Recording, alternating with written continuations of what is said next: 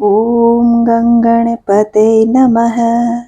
आइए दोस्तों प्रारंभ करते हैं भाद्रपद कृष्ण गणेश चतुर्थी व्रत की कथा।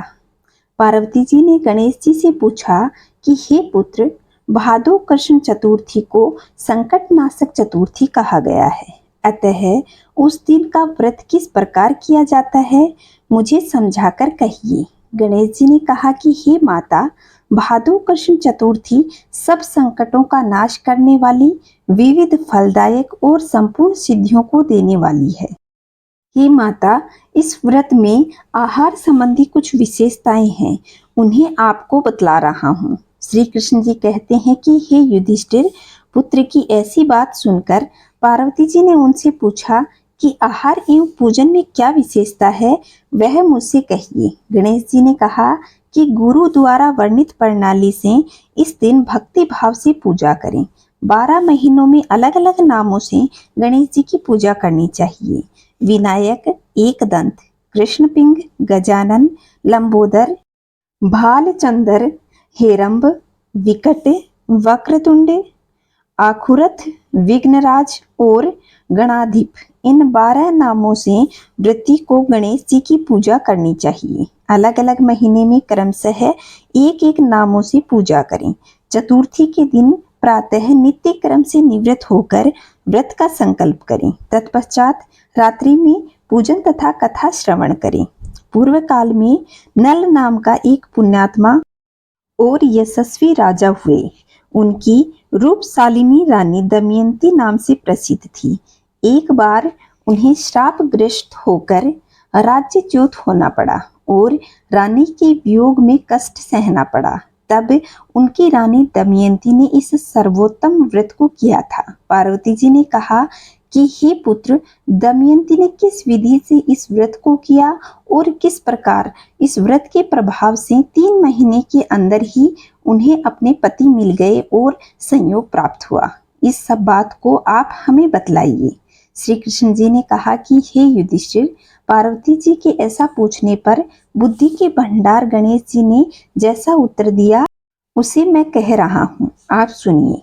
श्री गणेश जी कहते हैं कि हे माता, राजा नल को बड़ी बड़ी आपदाओं का सामना करना पड़ा। हस्तबल से हाथी और घुड़साल से घोड़ों का अपहरण हो गया। डाकुओं ने राजकोष लूट लिया और अग्नि की ज्वालाओं में घिरकर उनका माल भस्मसात हो गया। राज्य को नष्ट करने वाले मंत्री लोग भी साथ छोड़ दिया और राजा जुए में सर्वस्व गंवा बैठा। उनकी राजधानी भी उनके हाथों से निकल गई। सभी ओर से निराश और असहाय होकर राजा नल वन में चले गए। वन में रहते समय उन्हें दमयंती के साथ अनेक कष्ट झेलने पड़े। इतना होते हुए भी उनका रानी से वियोग हो गया। तत्पश्चात राजा किसी नगर में सईस का काम करने लगी, रानी किसी दूसरे नगर में रहने लगी तथा राजकुमार भी अन्यत्र नौकरी करने लगा। जो किसी समय राजा रानी राजपुत्र कहे जाते थे, वे सब भिक्षा मांगने लगे। तरह तरह के रोगों से पीड़ित होकर एक दूसरे से विलग होकर कर्म फल भोगते हुए दिन बिताने लगे। एक समय की बात है कि वन में भटकते हुए दमयंती ने महर्षि सरभंग के दर्शन किए। उसने उन ऋषि के पैरों में नतमस्तक होकर हाथ जोड़कर कहा। दमयंती ने पूछा कि हे राजऋषि, मेरा अपने पति से कब मिलन होगा? किस उपाय से मुझे हाथी घोड़ों से युक्त घनी आबादी वाली नगरी मिलेगी? मेरा भाग्य कब लौटेगा? हे मुनिवर, आप निश्चय रूप से मुझे बतलाइए।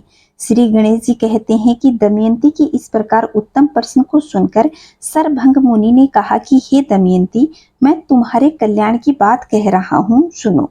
इससे घोर से घोर संकट का भी नाश होता है। यह सब कामनाएं पूर्ण करने वाला और शुभ फलदायक है।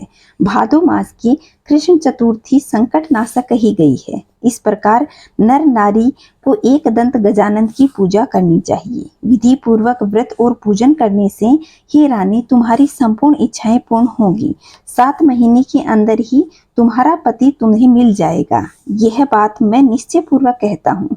गणेश जी कहते हैं कि सरभंग मुनि का ऐसा आदेश पाकर दमयंती ने भादो में संकट नाशिनी चतुर्थी का व्रत प्रारंभ किया और तभी से बराबर प्रति मास गणेश जी का पूजन करने लगी। 7 महीने में ही राजन इस उत्तम व्रत से उनके पति लौट आए और राज्य पुत्र सब पूर्वकालीन हो गया और खूब वैभव की प्राप्ति हुई। श्री कृष्ण जी कहते हैं कि हे प्रथा पुत्र युधिष्ठिर, इस प्रकार इस व्रत को करने से आपको भी राज्य की प्राप्ति होगी और आपके सभी शत्रुओं का नाश होगा, यह निश्चय है।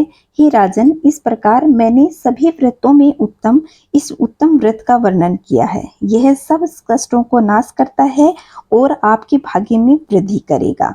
तो दोस्तों, यह थी गणेश जी की गणेश चतुर्थी व्रत की कथा। बोलो विनायक महाराज की जय।